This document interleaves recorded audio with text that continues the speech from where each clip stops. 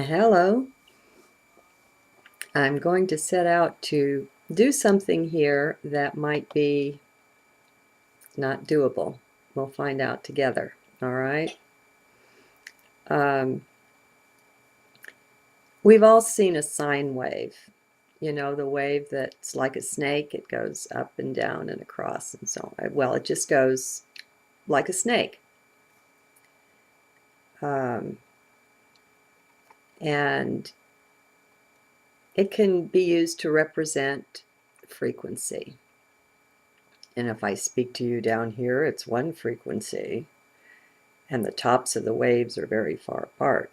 And if I speak to you up here, the frequency's way up here, and the tops of the waves are very close together. Okay, so frequency. All right. Motion. It's energy in motion. I've recently been re-listening to a delightful Nassim Haramein lecture in which he explains with great delight his disappointment in his first geometry lesson,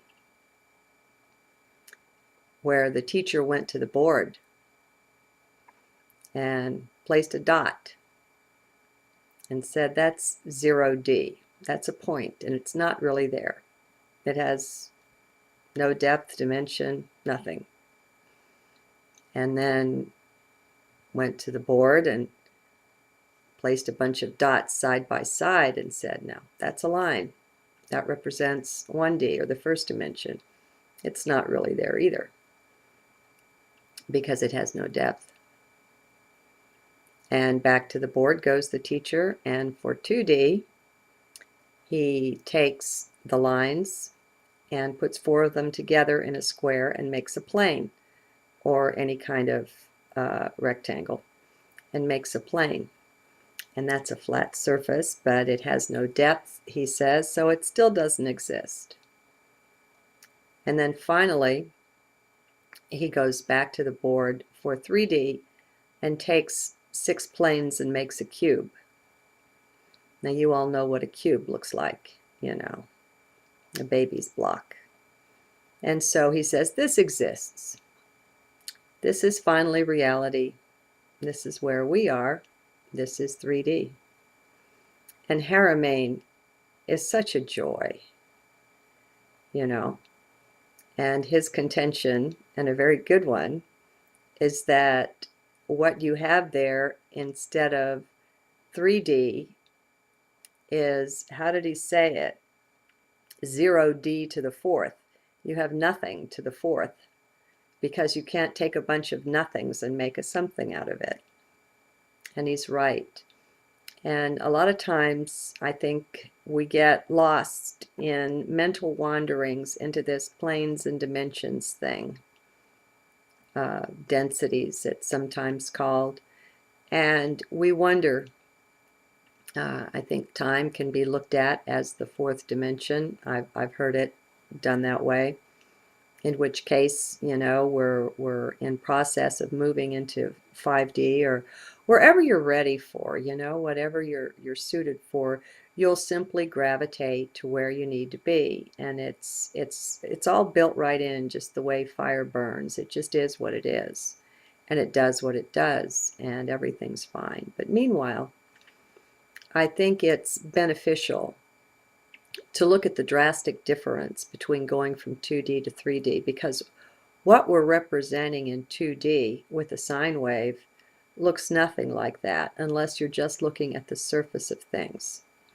If you throw a rock into the water and you watch the ripples go out, okay, that looks like a sine wave if you just shear the tops off. And there you've got your ripples, you've got your bumps. But that's, with that alone, you're not close enough to the truth of what's acting there to perceive, to become one with it, to experience it. When you add the 3rd dimension, what you have is you have the thing that's making the whole action, which is the rock, which is going down into the water. And as it goes down, the water is stirred, and that's what creates the ripples on the top. And so you have a vortex. And I think Nassim makes a very good point about how it's not that we've been lied to, it's just that so much has not been given. And what we've been given is just skimming off the surface of things. And by that, it's not really enough to get down to the truth, to what's really acting there. When you look at the way we're told that the solar system operates, there's even little machines that go round and round and round on the exact same track again and again. That's not reality. That's not how it works. Not at all. First of all, it's elliptical. It's not, those perfectly round orbits they create for us that way. And some of those orbits are pretty funky, you know. And what's happening is really that what's taken out of that is that the sun is in motion. Everything's in motion. And so as the sun is moving off, the planets in a spinning, it's a vortex. Okay, the planets are spinning along after the sun. And so what we're given when it skims the surface like that isn't enough to see what's really going on there. And it robs us of something pretty important if you're a lover of truth, because the lover of truth wants to go as deep and intensely close to reality as possible, capital R reality, not the relative state we have here in 3D. So when we look at going from 2D to 3D that way, and we see the hugeness that's left off of things when we're just trying to represent on a flat surface, on a plane, something that's really three-dimensional, I think it gives you more of a respect for the jump we're getting ready to make now and how drastically different it might be, and it certainly is, from the current state that we're in. I think the mind is akin to the 2D flat plane. It dances on the surface of things. And for whatever reason, that one hasn't come to me yet, it isn't able to access the heart. There is a mind function, a mind that functions there, but it's not the 3D mind. It's the higher mind there, and I don't understand that either. Just know you don't go brain dead when you go into heart, although there are going to be people around you who think you do. And that's because they're functioning in the 3D mind. And from their perspective, you may well be brain dead. I don't have clocks on the wall. I don't wear a watch. Some people think that makes me just out there, and disconnected from their reality. I don't know. Excuse me, in a way, maybe I am. I'm not concerned with it, though, because I could join that reality anytime I wanted to. I spent decades of my life there. Thanks, but no thanks. This is, for me, a much more desirable space to occupy. And I think it's up to them to get sufficiently discontent with where they are to want to explore and find out, hey, what happens when you completely disconnect from time that way? When you disconnect from the things that are outside of you that are wanting to exert some control over you and your life, your actions, your activities. It's very nice because we naturally, I think we're like a helium-filled balloon. We naturally rise to a level that's more natural to the soul or to the being. We aren't 3D creatures, my friends. We've come down in vibration in order to manifest an aspect of our being here, in order to be able to act here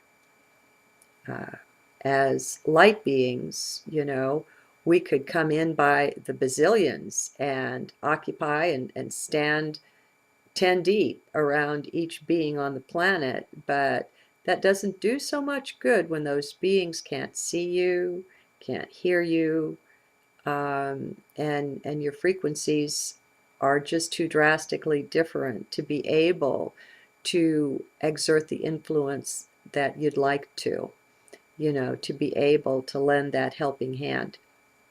And so I guess in order to do that, we had to slow down. What matter is light that has been slowed down in frequency enough to become visible, to become tangible.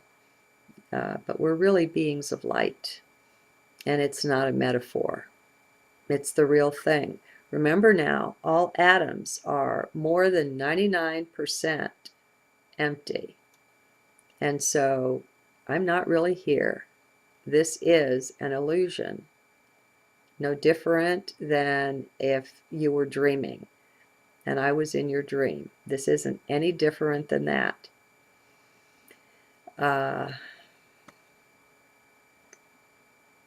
Lucid Living is a little 1-hour book that I highly recommend. It's an audio book, but I have the text of it on my Scribd account. I'm Deep Peace over on Scribd, and it's in my favorites and fun. You might have some pleasant surprises if you would go to my Scribd account and just click on my collection of favorites called or it's a collection, and it's called Favorites and Fun, or Fun and Favorites, something like that. A lot of really good stuff that you don't have to go out and purchase in order to be able to have a look, have a read. Okay, so have I done enough damage for one video? Maybe so. Damage to your impression of how things are?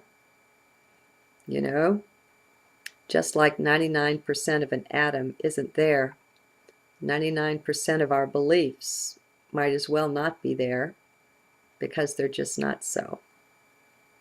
So, ponder that one for a while. See you again soon.